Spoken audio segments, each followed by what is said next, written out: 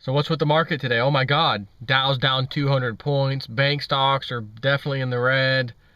Everything is in the red. Commodities, oil's $80, under $80. Oh my God. Silver's down $1. Oh my God. Gold's down 20 something. Oh my God. The lower they push on gold and silver, the more physical buyers come out and actually buy it. Having said that, I already read you the Webbart report a little while ago. It already said in it the next 2 to 3 months, which was starting in May, next 2 to 3 months, June, July, August, basically. It said they, the elite, the ones that control everything, the price of everything, are going to try and keep the precious metal prices down. They will throw everything they have in it to do so. Let it rain.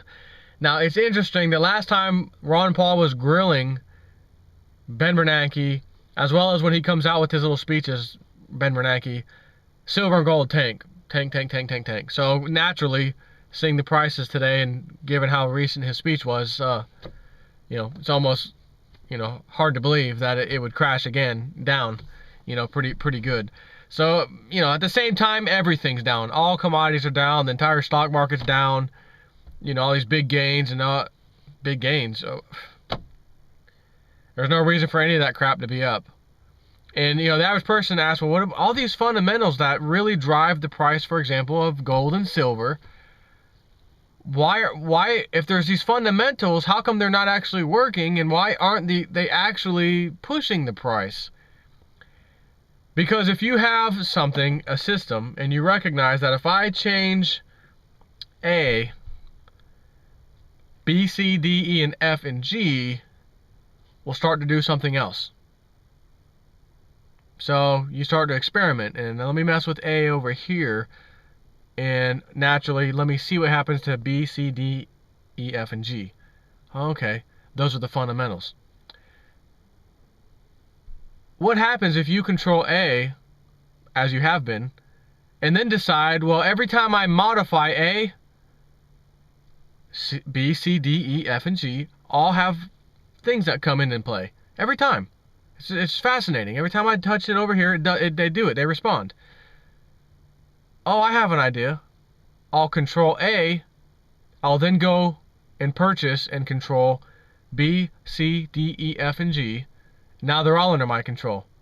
So when I tweak A, you would expect laws of physics, whatever, natural principles involved. The natural response would be that B, C, D, E, F, and G do something in relation to what I just did to A, because they're all attached. But if I control A, and then B, C, D, E, F, and G, then as a matter of fact, I get to play God, so to speak, and I can tweak A the worst kind of ways from Sunday and have B, C, D, E, F, and G not even respond. So when everyone looks to those other letters, they don't see anything. They didn't do anything. So it scratches your head. How could that be? That's like dropping a ball or a brick. Just walk outside, take it 2 feet off the ground, drop it, and it doesn't fall. It hits the ground. It would just sits there instead of hitting the ground. It's floating. Defies laws of everything, all kinds of science and, physics. How is this possible? This is fascinating. Oh my God. I just dropped this brick and it's sitting here floating. And then under further examination, you go like this, and boom, a little string pops off and it falls and hits the ground. Oh my God, there's this basically fine-looking fishing line that I couldn't even see. So thin, I couldn't even see it. It was an illusion that the brick was actually suspended in, midair. And actually, somebody was controlling it. Let me follow that line. Oh, it's the elite, right? So in this example, you can't even look to the fundamentals that drive the prices of gold and silver, even though they're working slowly, because again, several years ago, silver was $4 and $5, $3, $4, $5 even. Gold was, $250, $300 several years ago. Now, if they didn't control the gold and silver market, we would have already had incredible prices long before you and I probably even knew about this stuff. So on one hand, I'm glad they've been controlling it for a while. On the other hand, you get, you say, when's enough? But for this example, they are controlling the fundamentals, right? So when bad news comes out, gold and silver should go up. Economic news, whether it's printing trillions of dollars, statistics of job, all that stuff would be positive for gold and silver. Yet they don't seem to affect it. Matter of fact, sometimes the opposite happens and they actually go down on bad job numbers. That's absurd, right? But if you control the market that sets the prices of everything, then you essentially control the reaction, a normal expected reaction of other things. So, we have massive printing, we have massive bailouts to give in the banks. All those things should put the price, just those two things alone should put the price of gold and silver to astronomical levels. But it doesn't. How is that possible? Because the price of gold and silver, they are considered commodities in modern times. For the last thousands of years, they weren't commodities, they were money. And for some reason, this little tiny experiment in fiat currency, that's basically a blink of an eye in length, we decided to pretend they're not money and they're a commodity. Put them over there with oil and sugar and other stuff. Which is also interesting that we consider food and things like that a commodity. I don't really think it's a commodity. I think those are needs, including gold and silver. You need them to have money and to do bartering and trading with people. So they control the price mechanism, which is set out on the COMEX, basically, right? Paper. A piece of paper sets the price. If too many people come out and start buying up what's out there in paper, that's going to cause the prices to rise. So they just turn on a printer, print more of these things. We now have, 15,000 more of these pieces of paper contract. We just printed them out of nothing. We didn't go and buy silver to back them. We just printed them out of a printer and pushed them out on the market. Who else wants to buy this? All you're really doing is pushing out the ability for somebody to bet. So it's kind of like a horse race. And the horse race says, here's the odds, blah, blah, blah. First place, if you get this right, you win $500. It doesn't matter how many people play. If you win first place, you win $500. That's what it's set to. So what do they do at the horse race? Well, let's just allow people to bet indefinitely. Let's just put out thousands and thousands and thousands, hundreds of thousands of abilities to bet on this horse race. So if by chance everybody won, they'd have to pay everybody $500. And clearly, with that many thousands or hundreds of thousands of people betting and winning, there's not enough money in the horse race. It's done. It wouldn't work. So what we're doing in the commodities area, the stock market, everything, all markets, is essentially the same thing. We just apply paper. Not necessarily bonds or stocks and things like that, but we're talking about commodities where there's futures contracts. And there's supposed to be an underlying good that you're playing with this futures contract. But because they know nobody hardly ever demands delivery, they can issue as much paper as they want till they're blue in the face. Every time you transfer it, there's a fee. You buy it, there's a fee. You sell it, there's a fee. Every single transaction, the exchange gets its fee, etc. Yet, it's just a piece of paper moving back and forth with not even a single ounce of any underlying physical good whatsoever. So this whole mechanism of, reality or free markets or what should happen naturally, when you see certain things, gold and silver should go up, or you see something, oil should go up or down. And then all of a sudden, right in the face of this thing, this absolute strong, scientific, 100% physics, scenario that you can't deny, gravity, all of a sudden doesn't work anymore. Gravity doesn't work anymore. Science doesn't work anymore. Physics doesn't work anymore in this instance because of this piece of paper said so. So what does that mean? Well, nothing can last forever.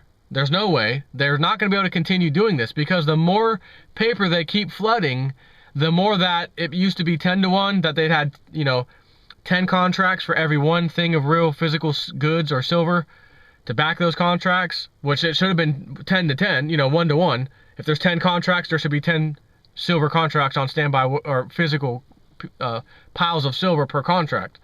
In this case, they're 5,000 ounces each. So we allowed 10 to 1. We don't that's not going to happen. People aren't going to demand delivery, even 10 to 1. So we'll allow 10 to 1 pieces of paper for every one real thing. So that turned into 100 to 1.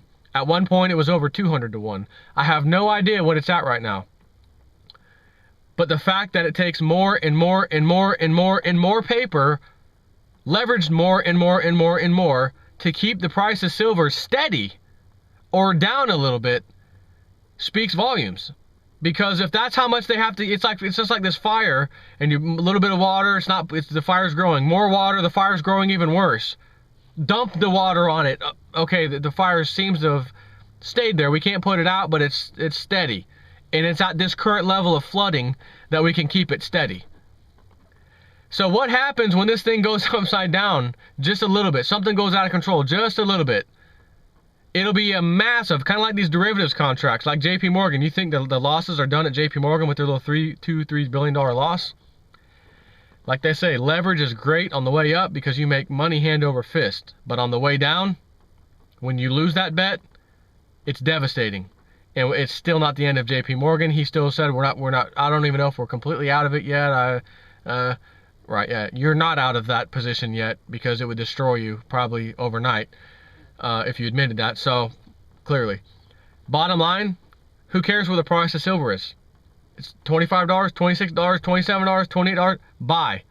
And if they continue putting this kind of pressure on silver and gold, and we're starting to see these $25, $24, $23, $20 numbers. And believe me, they can do it. Just like I said, they push a piece of paper out that says so, and that's as simple as that. There's going to be massive demand for the physical thing. They're going to trigger their own downfall because that massive demand is not going to be able to be dealt with. And it will ultimately lead to entities, big players, companies that are in the metals industry, that's whether they mint coins or medical uses or whatever it is, deciding, man, we can't get our hands on silver anymore. Where's the last place we can go because nobody's got it? We have to go out on the market, the exchange, the COMEX, whatever. It's the only place left. So then they go there, and it's not going to be a matter of some bozo company to decide, I'm going to play the futures contract today with all these other bozos in this industry. No, I'm immediately placing an order right now for X huge number of silver ounces, paper contracts. And today, right as I put this contract in, I need to demand delivery right away.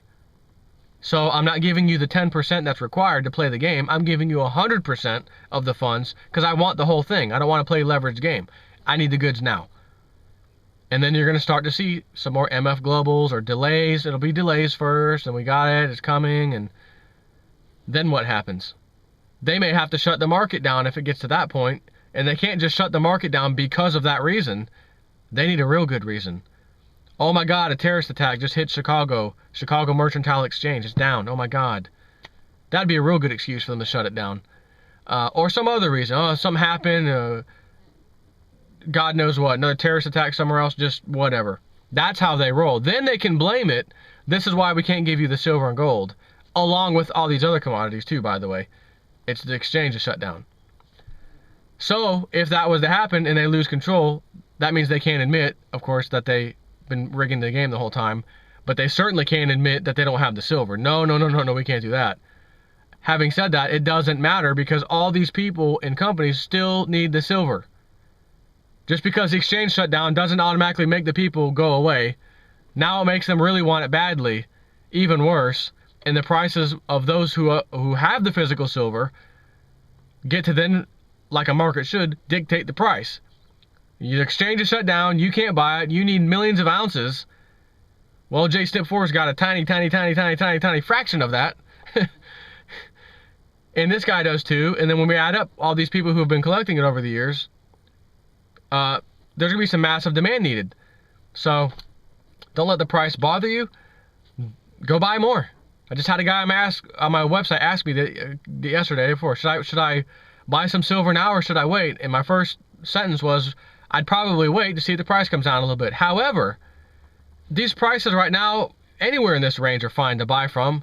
And at least you get it and you'll have it in your possession when the time comes because ultimately we know where the price is going. And it's going to be way higher than where it's at now. So it's still a win-win situation now. However, I've told you before, I still had that gut feeling. I've been saying this for the last 3 months at least. Probably a little bit longer than that. I had a feeling they're going to really hit bad, pretty hard on gold and silver. And my gut was telling me, I kept seeing the $20, $20. And that doesn't mean we'll stop at 20. It means 20 to sub 20. In my view, my thoughts. This is nothing but a thought. I have nothing to back this with other than a little gut feeling. And my gut feelings don't automatically are right all the time. It's just something I keep thinking of. I'm seeing how they're still controlling it. They're still doing stuff so blatantly right now. It's making sense. They can do it. They will do it. JP Morgan still has this massive short position. How is he going to get out? How's JP Morgan get out of that massive short position with prices where they are right now? The only real way to do it is to absolutely destroy the market. As the JP Morgan and the Rothschilds have said way back in the day, the time to buy is when there's blood on the streets. And I hate to say it, but 26, 25, 27, whatever dollar silver, that's not blood on the streets. We're talking sub 15, maybe $10 silver. That's blood on the streets in my view. Matter of fact, you may even argue $18, $19, $20 would be blood on the streets, considering how much the fight's been going on for all these years. And every time it goes up and hits a bottom, goes up, hits a bottom, and then they smash it to the absolute lowest. I mean, the last time they did that was in 2008 and early 09 when the crisis hit. The lowest they got it was basically $10, like $9 some change, basically 10 bucks an ounce. It just touched into the nines for a split second. I wasn't even able to catch it fast enough. I went out and got it at 10, some silver. So that was then. Now we've had new highs since then. So maybe the new crashing of silver might be 20 bucks. And then, look out at that point. I'd hate to see the demand kick in at that point. It would just be incredible probably to sit back and watch. So anyways, the market, this is obvious. They want it to, when it crashes, they want it to crash. When it goes up, they want it to go up. When they want prices of silver to go down, it goes down. They cannot do this forever. All the tools they keep using to do this are getting exposed one by one. Now they had to put new regulation laws in, right? Position limits, even though they're still not implemented yet. We're gaining steps here, slowly but surely, until they're finally left with, I can't even manipulate it. Did you just hear recently that China bought the CME or the LME, London Metals Exchange, the other day for like 2 point something, or it was either 1.6 or $2.6 billion, outbidding everybody, including my favorite, the CME group, who really wanted it badly, who controls our COMEX over here. They were outbid by China, and China basically owns the LME, London Metals Exchange. That's not the LBMA, London Bullion Market Association, whatever the hell it's called, which there's a massive amount of silver on that. However, that's an interesting step in the right direction. Bravo on that one, China. And I'd love to see them buy the LBMA or something like that. Could you imagine that? I think, look at China's actions, the metals that they're purchasing. They know what's going on. They are the largest purchaser of gold right now compared to pretty much everybody. And they're not stopping. Right now, today's low price manipulation down, China's probably got 2 phones on each ear of all the people working over there. Our central bank needs some more gold immediately. Call India, call whoever, call everybody. We need some gold. So, stand strong, keep stacking, and just wait it out. Let the bloodbath ensue and capitalize on it if you can. If not, just keep stacking regardless. And then if the bloodbath ensues, then try to put a bunch of money into it all at once, as opposed to a weekly or monthly thing, of purchasing. So, that's it. Take care.